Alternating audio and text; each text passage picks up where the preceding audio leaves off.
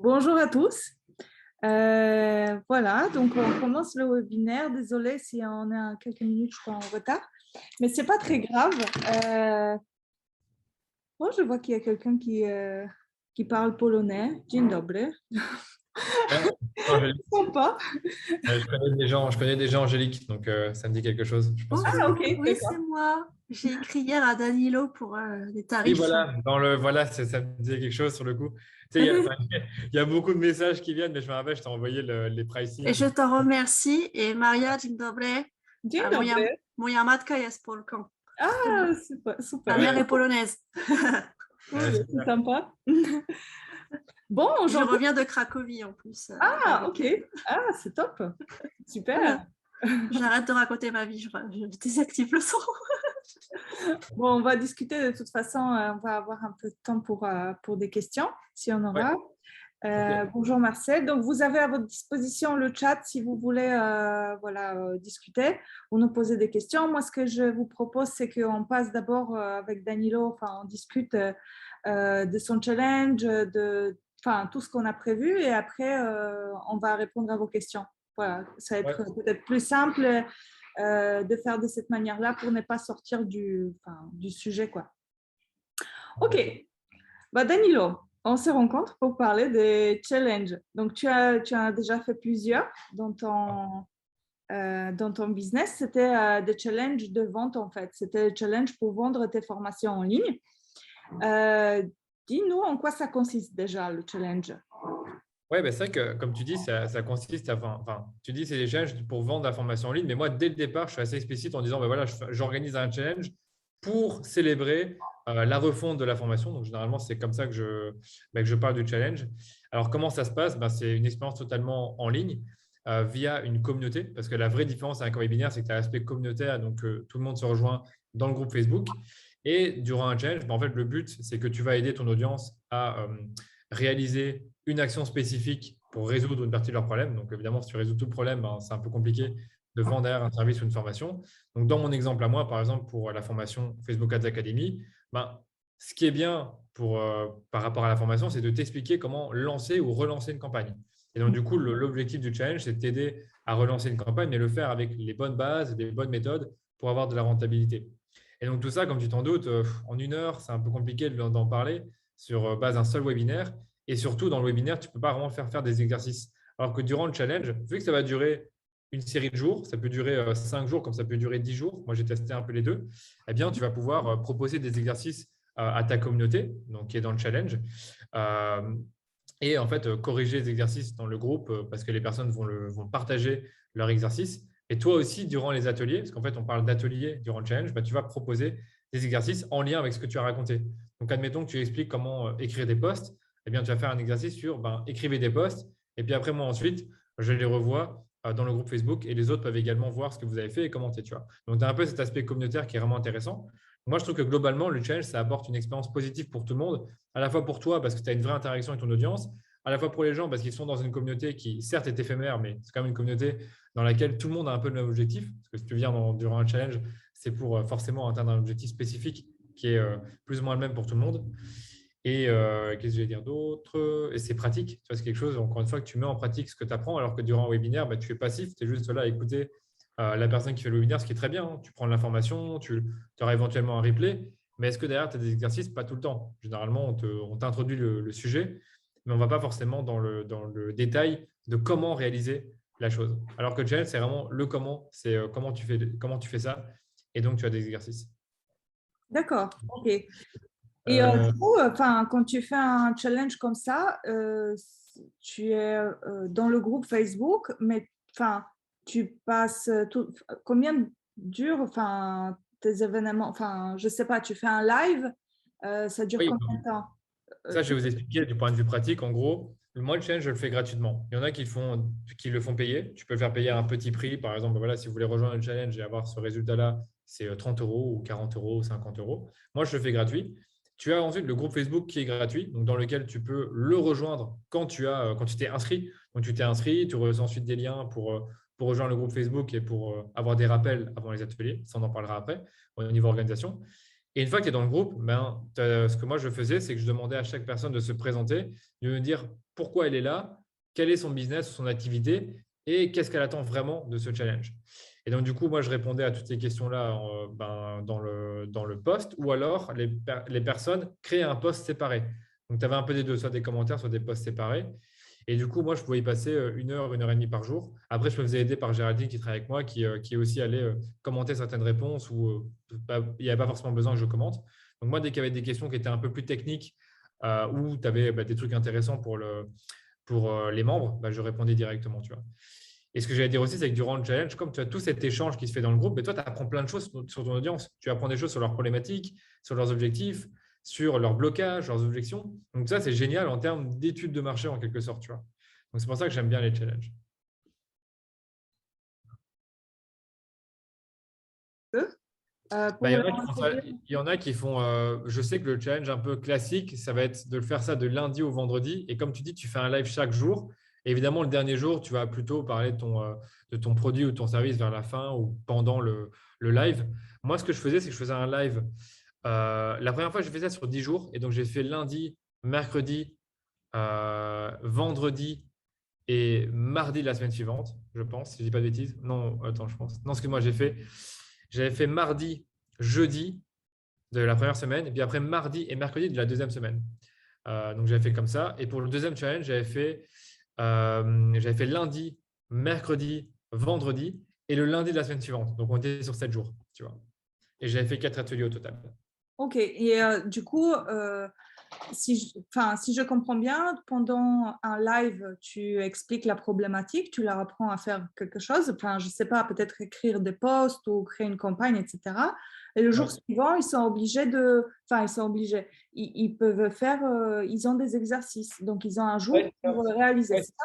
C'est pour ça que j'aimais bien avoir le jour entre les deux, parce que tu avais un jour, comme tu dis, pour faire l'exercice. En fait, moi, ce que je faisais, c'est que je faisais lundi, par exemple, je faisais l'atelier. Je présentais les exercices durant l'atelier. Donc, voilà.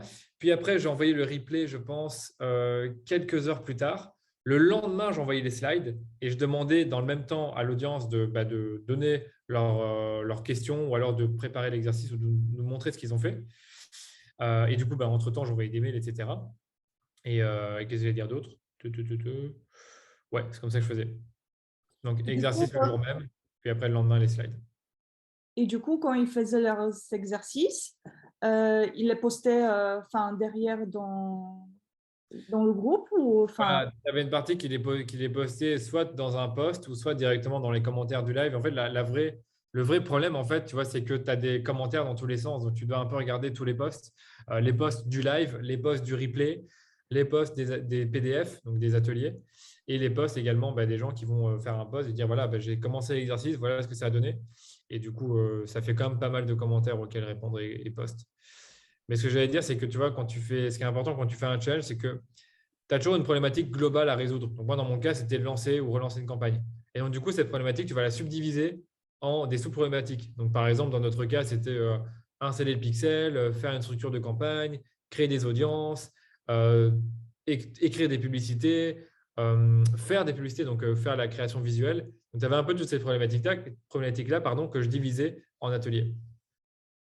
Ok, donc il y a toujours un objectif à la fin chaque atelier avait un objectif. Ouais. Ouais. Donc, il y a toujours un objectif. À la fin de challenge, ils sortent avec quelque chose. Donc là, ils vont sortir avec une campagne qu'ils peuvent lancer directement, bien configurée. Déjà, c'est ça. Et la deuxième chose, c'est que l'année passée, j'avais fait un sondage pour demander aux personnes qui ont participé de me dire s'ils auraient payé a posteriori pour le challenge. Je pense que tu avais 85%, mais voire même plus, qui avaient dit qu'ils étaient OK, que pour eux, ça leur aurait semblé normal même de payer 50, 60 euros, pour même 100 euros pour le challenge. Parce que vraiment, à la fin, tu ressors vraiment avec un plan pour lancer une campagne. Donc, normalement, toutes les questions que tu te posais sur les structures de campagne, les audiences, la création de publicité, elles ont été répondues dans 3 ateliers différents. Et en fait, moi, ce que je fais, c'est que le 4e atelier, c'est un atelier un peu plus inspirationnel, comme une vraie masterclass, où je t'explique, une fois que les campagnes sont lancées, comment tu mets en œuvre une stratégie pour continuellement vendre et avoir des performances. Donc, tu vois, c'est beaucoup plus inspirationnel. Tu as des bons conseils, évidemment, mais c'est moins pratique que les premiers ateliers, tu vois. Ok, d'accord, j'ai compris. Et du coup, déjà, aspect organisationnel, j'ai compris que C'est tout un tas de travail pour plusieurs ateliers. Pour toi, l'avantage d'organiser un challenge plutôt qu'un webinaire, c'est que tu as un retour de tes clients, tu as une étude de marché, tu peux discuter avec des gens et tu les vois plusieurs fois. Du coup, il y a cette relation de confiance qui s'installe. Pour moi, c'est tous les avantages, ouais. Tout ce testé, c'est cela. Et Ouais, je ok. dirais vraiment, c'est que pour l'audience, c'est une expérience globalement positive. Généralement, il y a très peu de personnes qui m'ont dit, bon, voilà, j'ai perdu mon temps ou ça n'a servi à rien. Il y en a certains qui me disaient que ça faisait beaucoup d'emails, mais je leur dis, c'est normal parce qu'en fait, il fallait quand même que je rappelle l'heure des ateliers, il fallait que j'envoie les replays, il fallait que j'envoie j'envoie des ressources supplémentaires. Donc, je pense qu'à la fin du challenge, j'avais envoyé une vingtaine d'emails. C'est beaucoup, mais en même temps, c'est ce qui est requis pour pouvoir faire en sorte que tout le monde soit présent, tu vois. D'accord. Et du coup, pour organiser un challenge comme ça t'a pris combien de temps en fait? Tu mets beaucoup en avance? J'imagine que c'est beaucoup de travail. Ben moi, l'année dernière, ça m'a pris pas mal de temps et je m'étais fait aider. Et cette année, comme j'ai plus ou moins reproduit ce qui a été fait l'année dernière, mais en changeant des petites choses, ça m'a pris, je dirais, entre 10 et 15 heures pour tout réorganiser. Donc, pour replanifier les mails, les corriger, changer les dates, changer les heures, changer les liens, revoir un peu les ateliers en fonction du feedback que j'avais reçu l'année dernière. Donc, tu vois, une quinzaine d'heures, on va dire. Donc, je pense Mhm. vraiment que ça va plutôt vite une fois que tu as le concept. En fait, la difficulté, c'est de trouver un bon concept. Et une fois que tu l'as, tu peux le reproduire. Moi, je conseille, quand on m'en parle, de ne pas le reproduire trop souvent, une fois tous les 6 mois, voire une fois tous les ans. Moi, je trouve qu'une fois par an, c'est bien pour moi. Ça demande quand même de l'énergie, du temps. Et je ne me vois pas faire des challenges tous les 6 mois parce que ça baisserait la valeur du truc. Donc, je pense qu'une fois par an, c'est très bien. Une fois tous les 6 mois, pourquoi pas. Surtout que, comme on en parlera après, tu peux cibler des gens qui ne te connaissent pas. Ok, d'accord. Ouais, justement, je voulais savoir comment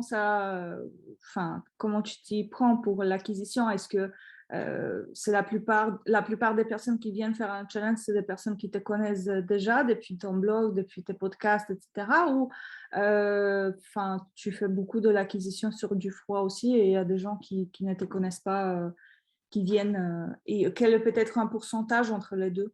Ouais. Bah, franchement, déjà, tout dépend de ton audience. Si tu as une bonne audience, bah, comme tu sais, avec mon site, mon podcast, les réseaux sociaux, ma newsletter, je sais très bien que quand je vais parler d'un challenge, je vais avoir une partie de mon audience qui va être intéressée. Je pense que plus ou moins la répartition, ça va être 70% de gens qui me connaissent, 30% de gens qui ne me connaissent pas, parce qu'en réalité, la seule chose que je fais pour avoir des inconnus, donc c'est lancer des campagnes de publicité Facebook à froid.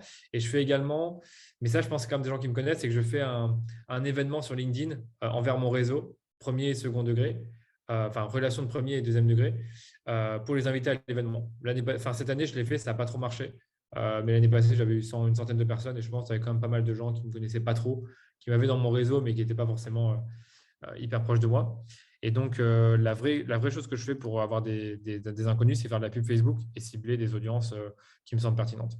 Ok. Et est-ce que tu es d'accord de nous partager, de nous dire, par exemple, quels étaient tes coûts d'acquisition au niveau de la publicité Facebook pour le challenge quand tu fais une acquisition sur du froid? Parce que, c'est Ouais, souvent je peux des vous montrer, questions sur lesquelles… peux vous Ouais, montrer les dates maintenant si vous voulez, hein, ça ne me dérange pas. ouais, vas-y. Euh, je vais partager mon écran. Voilà. Donc, j'avais pris, c'était en fait, en gros, ça c'est intéressant que je vous le dise aussi, c'est quand vous préparez un challenge, admettons que le challenge a lieu le 25 avril, parce que c'était le cas pour le mien. Moi, j'avais commencé mes campagnes, je pense, 10 jours à l'avance. Donc, j'ai regardé, c'était… Ouais, voilà, tu vois, j'avais commencé le 14 avril jusqu'au 24. Donc, Mhm. j'avais plus ou moins 10 jours de campagne. Et sur l'acquisition, tu vois, j'ai eu 183 inscriptions Mhm. à 6 euros l'inscription. Je sais que l'année dernière, c'était un peu moins cher.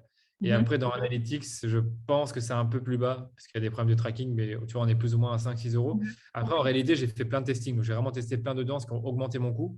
Et en réalité, j'ai trouvé 2 audiences qui marchaient bien et sur lesquelles j'ai dépensé le plus d'argent. Et tu Mhm. vois, si je prends juste ces audiences-là, j'étais à, je dirais, 5 euros. Voilà, 5 euros, tu vois. Mhm. 5 euros. Et puis après, j'avais toutes sortes de contenus, hein, des vidéos de moi, des images, principalement. Donc, Et est-ce qu'il y a un contenu qui a marché le mieux? Est-ce que c'est une vidéo, c'est une image? de ce que je vois là, c'est plus les vidéos. Tu vois, genre, tu avais la majorité des prospects qui venaient des vidéos. Donc, plus ou moins 400 euros de dépenses sur les vidéos. Et comme tu vois, tu as eu quasiment une centaine de prospects. Ouais. D'ailleurs, pour ceux que ça intéresse, j'avais quand même eu des commentaires négatifs sur les vidéos. J'en avais eu 3-4, mais c'était trop marrant parce que les gens me défendaient dans les commentaires. Je pense qu'on peut Mhm. retrouver, c'était vraiment marrant. Non, vraiment, c'était cool de voir qu'il y a des personnes qui me défendaient parce que sur le coup, j'avais même pas besoin de me défendre parce qu'on me défendait directement. Non, c'était pas celle-là, c'était encore une autre. Il faut vraiment que j'ai un truc pour vous montrer parce que tu sais, ça fait toujours un peu peur les commentaires négatifs sur les pubs. Et moi, sur le Ouais, coup, c'est ça. Quand on se lance dans la publicité, surtout quand on fait du froid, malheureusement, on doit s'attendre quand même à avoir pas mal de commentaires comme ça. Moi, je ne sais pas quelle est ton pratique, mais moi, je conseille mes clients de tout simplement les cacher, ne pas les supprimer. Souvent, ne pas rentrer dans la discussion parce que ça ne sert à rien. Après, pour nous, pour la publicité, même un mauvais commentaire, ça augmente un peu le taux d'interaction. Donc, ouais, c'est vrai. Après, ce que j'avais fait avec les vidéos, ce qui peut vous intéresser, c'est que j'ai fait différentes versions. Tu vois, j'avais une vidéo voilà, un peu plus annonce, une deuxième vidéo un peu plus sur la problématique, une troisième un peu plus fun, tu vois, avec, je pense que j'avais mis des fluos, un truc comme ça. J'ai mhm, une bonne nouvelle. Ouais, voilà, les fluos jaunes enfin, verts et roses. Et en fait, ça, tu vois, je jouais sur le fait que tu avais deux nouvelles. Une bonne nouvelle, c'est que voilà, c'est toujours possible de faire la pub Facebook. Et la mauvaise, c'est que ben, ça marche moins bien qu'avant. Et donc, du coup, j'introduisais la problématique. Donc, vraiment, tu avais des bons concepts, je trouve, que j'avais pu développer. Et ça, tu vois, c'est des trucs que j'avais dû renouveler. Tu vois, genre, en gros, ça, les publicités, ben, je n'ai pas fait les mêmes publicités que l'année dernière. Tu vois, j'en ai fait des nouvelles. Et mhm, donc, voilà ce que je peux vous dire. Par contre, pour l'année dernière, je pense que j'avais utilisé des audiences un peu différentes, je ne sais plus pourquoi, mais là, j'ai utilisé des audiences voilà, qui me semblaient pertinentes. Et tu vois, tout ce qui était lookalike, ça n'a pas fonctionné. mhm, Donc, j'ai pu vite abandonner. Et tout ce qui était intérêt, ben là, tu vois, en fait, finalement, ce qui avait le mieux fonctionné, c'était des trucs assez larges. mhm. Euh, Attends, marketing digital et blog, ça faisait combien de personnes? Ça devait faire, je ne sais pas, je vais regarder peut-être 1 million, 2 millions. Donc là, j'ai exclué tous les gens qui me connaissent, en fait. Bah non, enfin, franchement, ça va, j'avais 800 000 personnes. Par Mhm. contre, je sais qu'entrepreneuriat et marketing numérique, je devais avoir quand même 1 ou 2 millions de personnes. Je regardais. Donc là, j'avais pris les personnes qui sont intéressées par l'entrepreneuriat et le marketing numérique pour vraiment avoir des gens qualifiés. Parce que moi, ce que j'aime pas avec l'acquisition en prospect, c'est que comme quand tu cibles trop large, tu as des gens qui sont un peu à côté de la plaque. Et vraiment, c'est ce que j'avais dit à mon équipe quand on a fait le bilan sur le challenge, c'est que honnêtement, il y avait plein de gens dans le challenge qui étaient vraiment, qui étaient bons, tu vois, qui posaient des bonnes questions. Donc ça se voyait que ce pas des gens qui étaient à côté de la plaque, tu vois. Et je sais que quand tu fais de l'acquisition sur du froid et que tu prends des audiences qui sont très larges, tu peux tomber sur des personnes qui ne sont pas du tout dans le sujet ou qui n'ont pas compris le concept. Et là, ça n'a pas du tout été le cas, je trouve. En tout cas, pour les personnes qui étaient présentes. Ouais, enfin, ma solution pour ça, en fait, c'est de miser sur le texte, donc préqualifier les gens avec le texte publicitaire quand même. Oui, c'est vrai. Ouais, c'est Faire, ça aussi. Ouais. un texte où tu expliques un peu bien, ou même la vidéo, si tu fais des vidéos pour le publicitaire, bien expliquer de quoi il s'agit, etc. Ça aide un peu à filtrer les gens, mais effectivement, Ouais, ça ouais, aide un peu, c'est vrai. Non, c'est vrai que non, c'est clair, hein, ça aide beaucoup. Ça aide beaucoup, mais quand même, je restais quand même mesuré sur la taille des audiences. J'essaie de pas trop faire des grosses audiences. Mais en gros, c'est vous regardez, hein, j'ai au total quasiment 400 inscrits via Facebook pour un coût à 4,90 €. Donc ça va, tu vois, en moyenne. ouais, Avec... bah moi j'ai fait mon webinaire il n'y a pas très longtemps aussi sur enfin, c'était pas un challenge, c'était un webinaire. Et Ouais. j'étais pareil, j'étais à 6 euros, enfin un truc comme ça, 6 euros Voilà. par. Bah, tu te rends compte là, sur le coup, moi, je suis sur un truc beaucoup plus engageant qu'un webinaire et j'ai des coûts qui étaient quand même moins élevés parce qu'en Mm. fait, les personnes qui vont participer à un challenge, elles savent très bien que ça va prendre Ouais. plusieurs heures de leur temps. Et derrière, le taux de conversion, on en parlera après, il est beaucoup plus élevé, quoi. Mhm. Ok. Ouais, on va parler de résultats de challenge euh, et du coup, moi, ma question par rapport au challenge, parce que c'est quelque chose sur quoi je sais pas comment ça se passe au niveau de taux de présence. Parce que le problème, toujours aujourd'hui, c'est le taux de présence. Tu peux avoir beaucoup de personnes qui s'inscrivent et il y a peu de personnes qui vont venir. Et Ouais. surtout pour un événement comme ça, où tu as les vidéos ou des trucs pratiquement tous les jours.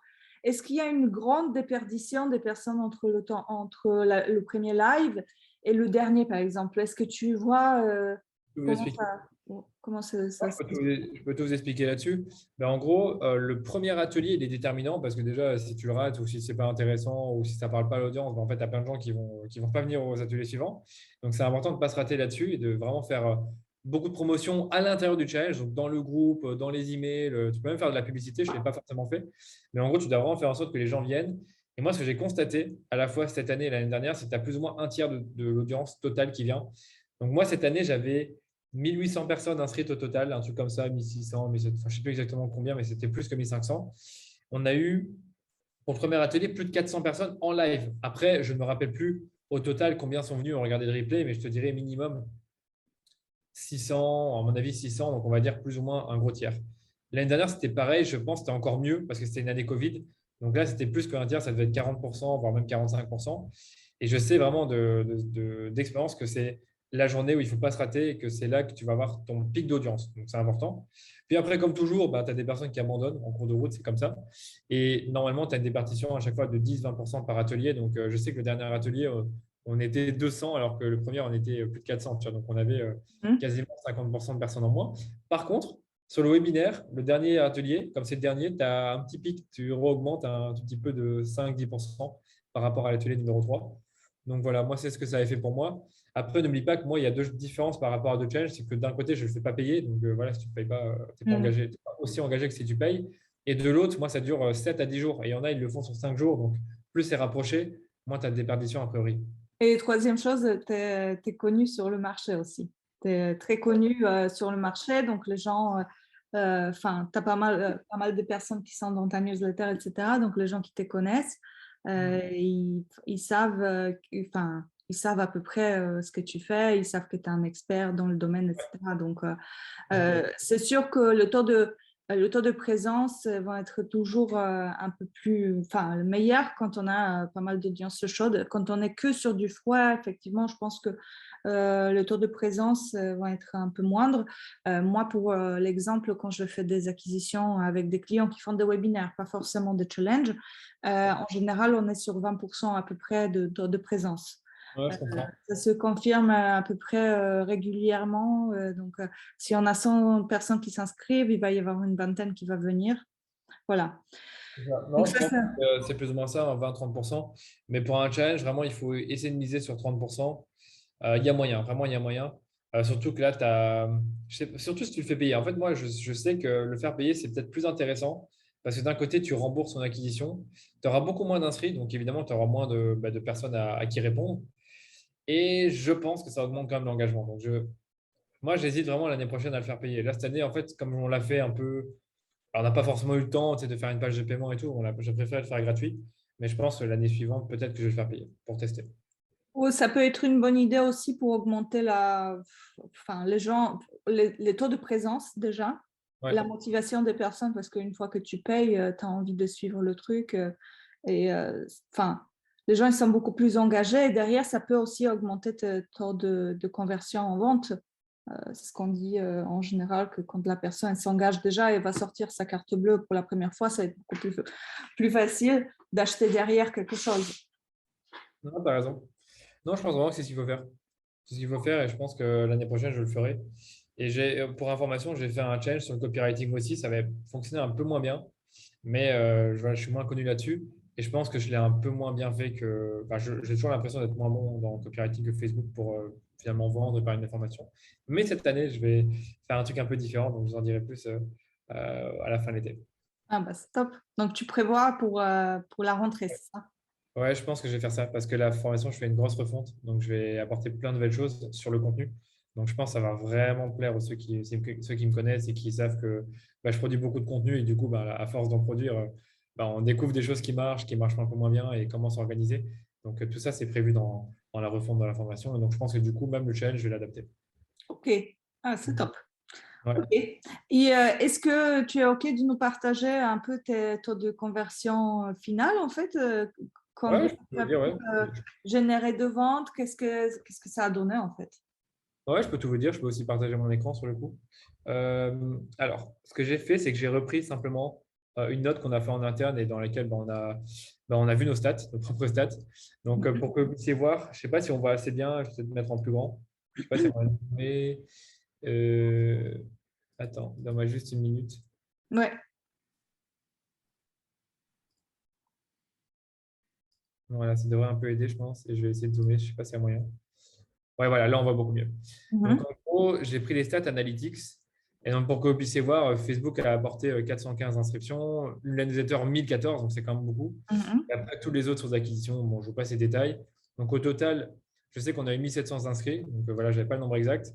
Mais on a 1610 qui ont été traqués par Analytics. Donc, ça se voit que le tracking que j'ai mis en place fonctionnait bien. Mhm. Et après, on a eu 88 ventes qui ont été traquées par des UTM. Donc, les liens UTM, c'est des liens que je mets dans des emails, concrètement. Mhm. Donc, tout ça, c'est des ventes qui viennent des emails. Mhm. Mais par contre, tu vois, c'est que j'avais fait un webinaire. Et donc, tu avais un lien que j'ai donné, mais qui n'était pas un lien UTM. Et donc, du coup, tu avais des ventes qui provenaient de ce lien-là. Et je Mhm. sais qu'au total, ça donnait, comme tu vois ici, 71 ventes traquées au total par Google Analytics. Je pense qu'en réalité, tu en avais peut-être 80 ou 75, je ne sais plus exactement. Donc, tu avais plus ou moins ce nombre-là. Et donc, pour vous donner les stats, donc si on prend 71 ventes au total, tu en as 48 qui viennent du challenge. Ça, je suis sûr et certain. Donc, si tu fais 48 divisé par 1700, ça fait, je vais vous dire, hein, hop, 48 divisé par 1700, ça, c'est ce qui est vraiment sûr, sûr, sûr. Donc, ça fait 3% plus ou moins. Mais comme je te dis, tu avais la masterclass. Et là, la masterclass, on a traqué 10 ventes, donc soit 14%. Et donc, ça, c'était en direct. C'est vraiment en direct durant la masterclass. C'était avec le lien que j'ai donné durant la masterclass. Donc, il y en a quand même 14% qui ont acheté via la masterclass. Puis après, 35 parmi les inscrits au challenge. 4 ventes de Google, donc 5%. Une vente affiliation, 1%. Et je sais qu'en réalité, on en a eu 5. Donc, je trouve ça déjà bizarre qu'on ait eu qu'une qui soit dans Analytics traquée. Et Mhm. ainsi de suite. Donc, tu avais 25% qui venaient de ma newsletter, donc directement dans ma newsletter. Donc, ça, ce n'était pas le challenge, c'était toute ma newsletter. Et ce qui vous intéresse peut-être, c'est les ventes qui viennent de Facebook Ads. Il y avait 7% des ventes, donc 5 ventes au total, avec un ROS de 4 par rapport à l'investissement. En gros, j'avais fait une campagne. J'avais fait une campagne au mois de mai, simplement, donc pour dire, voilà, il y a la promotion. Hop. Mhm. Et là, tu vois, Facebook disait qu'il a, je me rappelle encore, c'était 11 ventes. Donc, tu avais 2 campagnes que j'ai faites. Donc, une vidéo avec une vidéo d'urgence. Donc, en gros, j'avais fait une vidéo Mhm. dans laquelle je disais, voilà, c'est le dernier jour, donc profitez-en. Et celle-là, elle avait fait 6 ventes, d'après Facebook.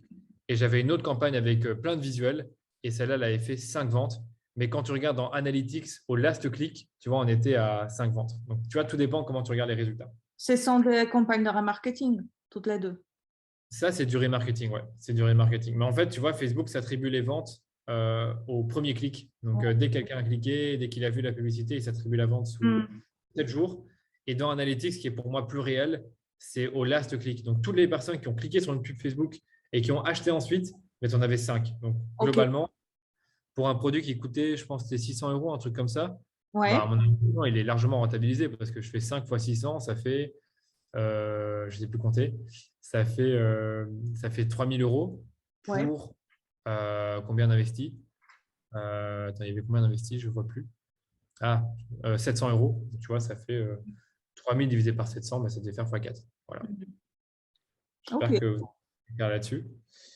Et donc voilà, et puis après, j'ai même fait la rentabilité Facebook Ads, ça pourrait vous intéresser aussi. Donc, on avait un budget total de 1 885 euros pour la génération de leads, 419 inscrits. Mhm.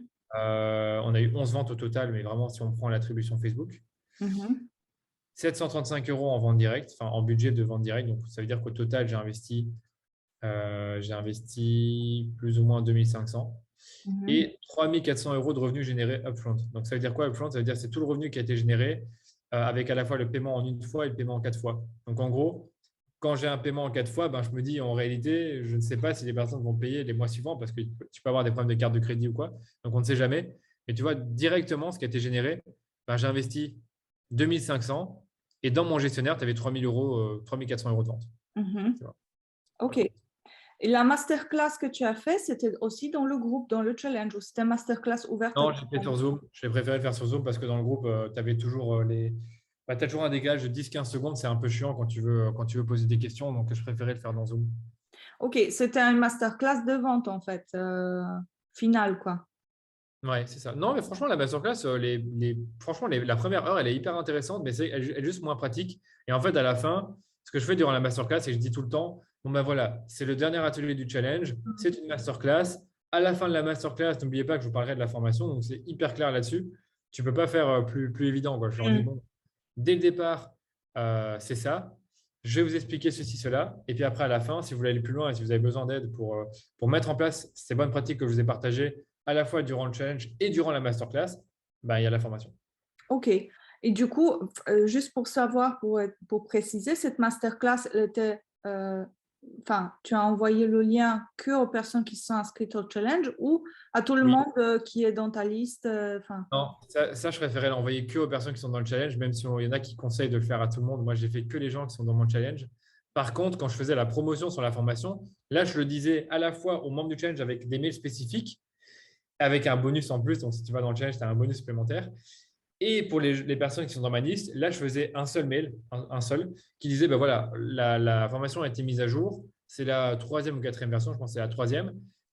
Il y a jusqu'à moins 150 € de réduction. C'est seulement jusqu'à lundi prochain. Profitez-en, tu vois, simplement.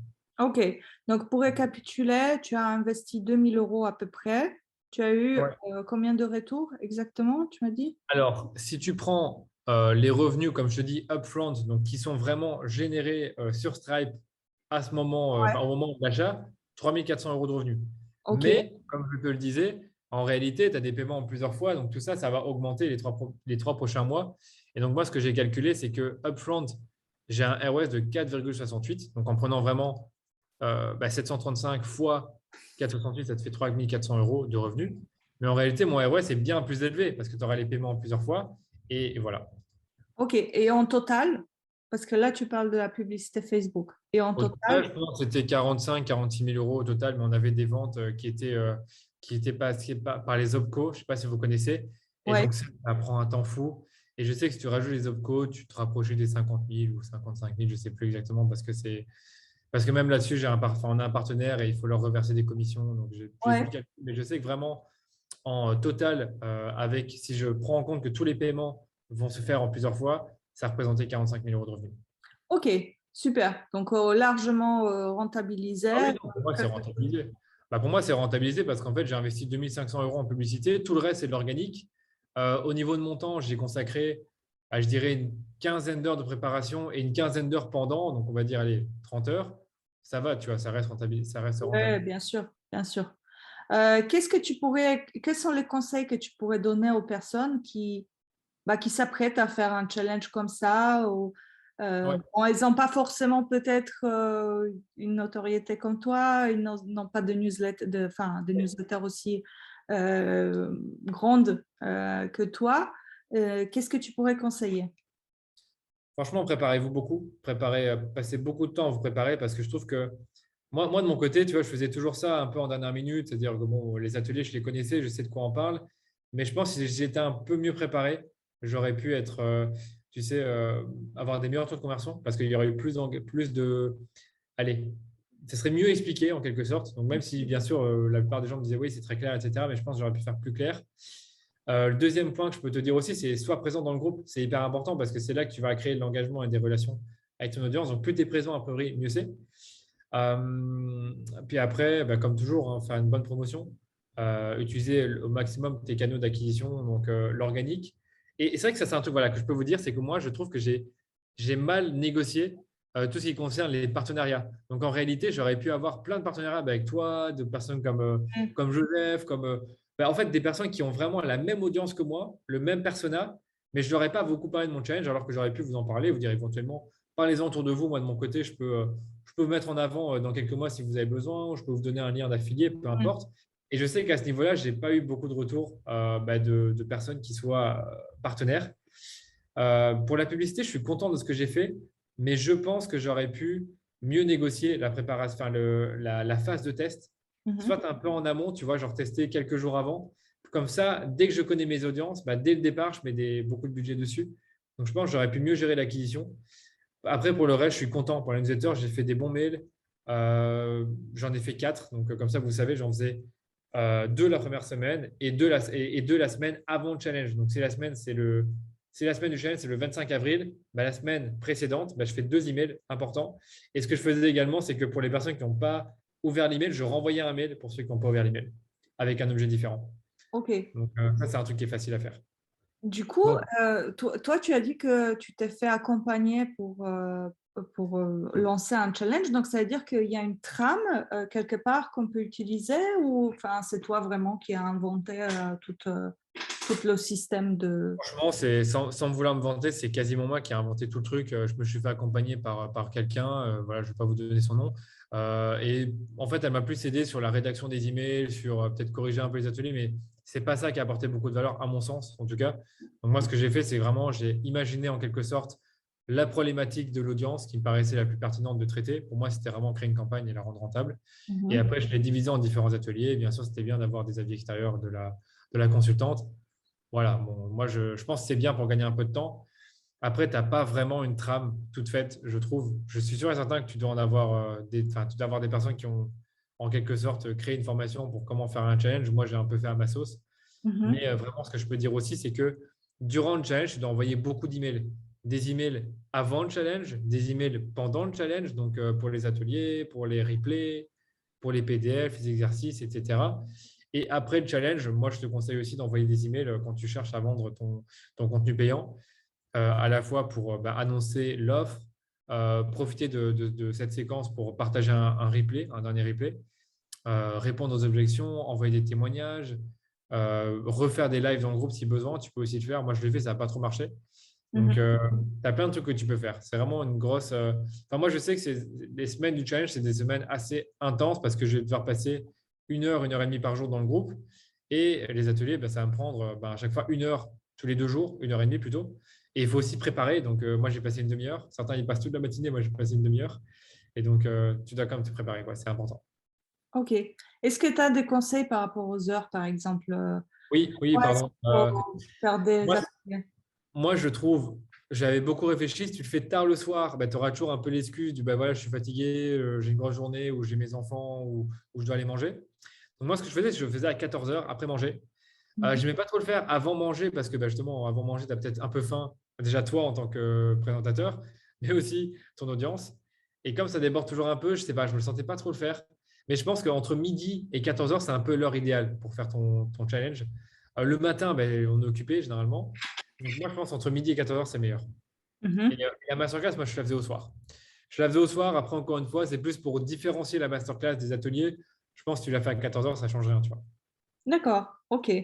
Bon, je pense que tu as répondu à toutes mes questions. Est-ce que vous avez des questions?